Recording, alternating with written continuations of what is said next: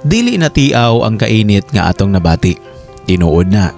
Usahay moabot pa sa 40 degrees Celsius ang temperatura nato o kanang ginatawag nga heat index. Pero unsa ba atong kontribusyon? Unsa ba ang atong pwedeng mabuhat para at least man lang ang kainit maibsan? At somehow, sa pag-abot sa sunod nga henerasyon, sa sunod nga panahon, adun na patay mapasilungan. O dili lang kana, adun na pay makasagang sa ginatawag nga kakusog nga hapak sa balod sa kadagatan.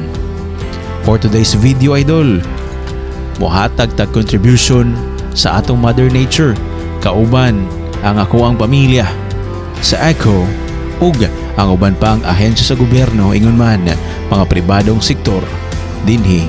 Tara dol, sabay-sabay tang mananom kini atong gipahigayon nga aktibidad, idol, in celebration ni siya sa International Mother Earth Day.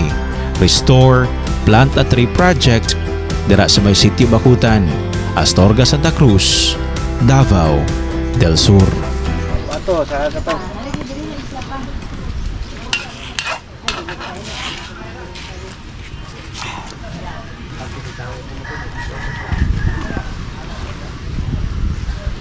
Kulang mo ba? So mao na itong itanam mo niya, dol. Okay, dul. Pila ni kabuk nga seedlings itong itanam, dol? Estimated nimo, dol? 300 ni kapindol. 300 ka pin. 300, 500 ano. Dahil dul, lagat mo, sila may iyak manigaw kong dul. May iyak. Di ka loyal kung di ka kailan eh.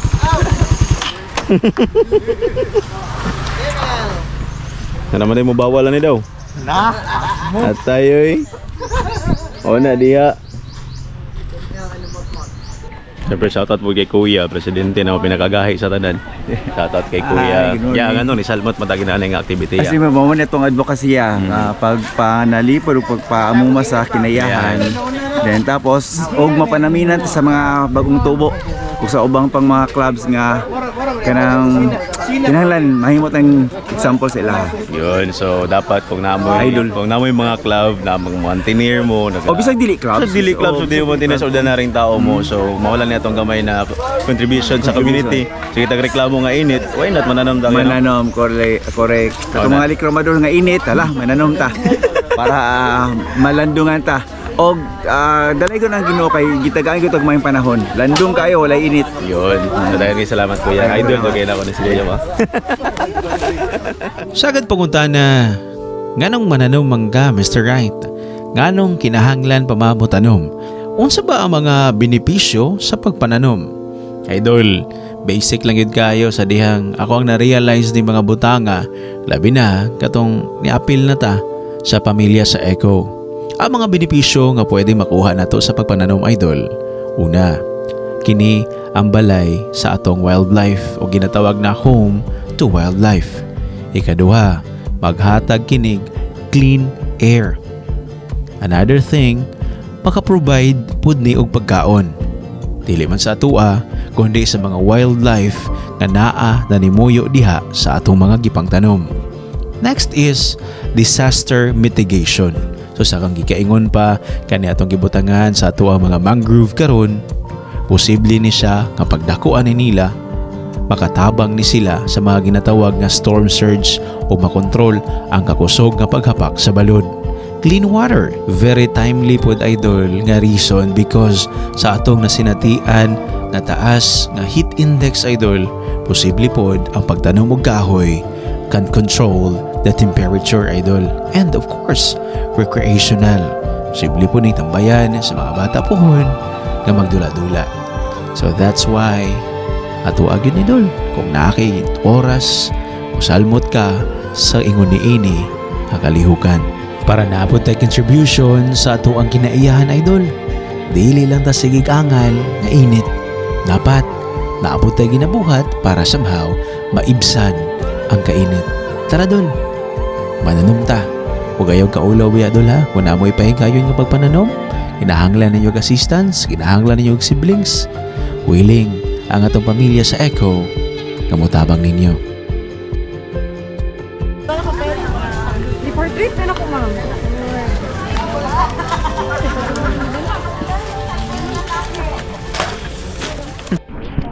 matik na ang taga-tabok dari ah. So ma'am, anong na-appeal man tagi na mga kalayukan ma'am? Magyawag po na mo itong sir ka ng for long ano niya siya, long purpose. So aside sa responsible mountaineering ma'am, mao po ni Maupod ni. na purpose. So Second time. Second time Unta, meron yun? dili lang pang second. diretso na ni. Diretso na ni. So mensahe sa mga ma'am, sa uban po ng mga mountaineers at the same time sa mga volunteers nga kanang if na sila yung mga bakanting oras. Masalmat today. Hi sa mga co-mountaineers na mo. Unta na next time dagan-dagan na ta. Dili lang kami EPCO.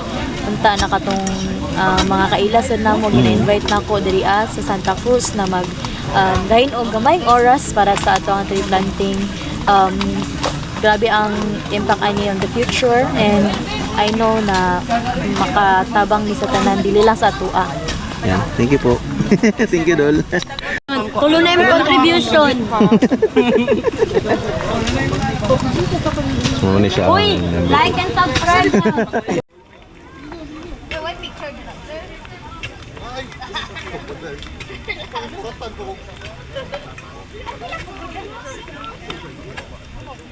So, anong appeal makag-planting ma'am?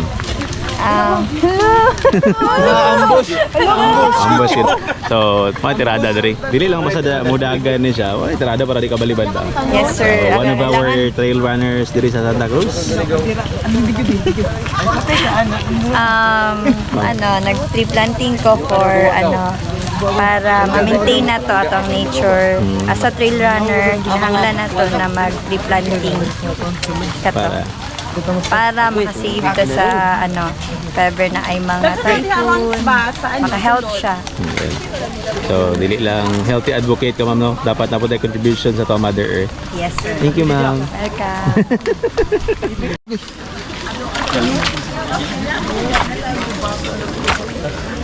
Palangga kaya po itong kinayahan. Basag bahala po itong ipalangga. Yan no. Christine Pael Caniles and ang inyong kasamtangan SK Municipal Federation President. So it is my great honor and privilege na naamo karon diri sa inyong atubangan and was invited also by ECO. And of course, dako kayo kong pagrespeto sa inyong President, kay Kuya Rian, and of course kay Manoy Ryan for sa ilahang initiative jud. Bisag asa pa man na aspect sa volunteerism, grabe jud kaayo ang nabuhat sa ECO diri sa among barangay. Dili lang kay dire kundi sa tibuok Santa Cruz or sa Davao pa man bisag asa kay nagka-wide naman sila.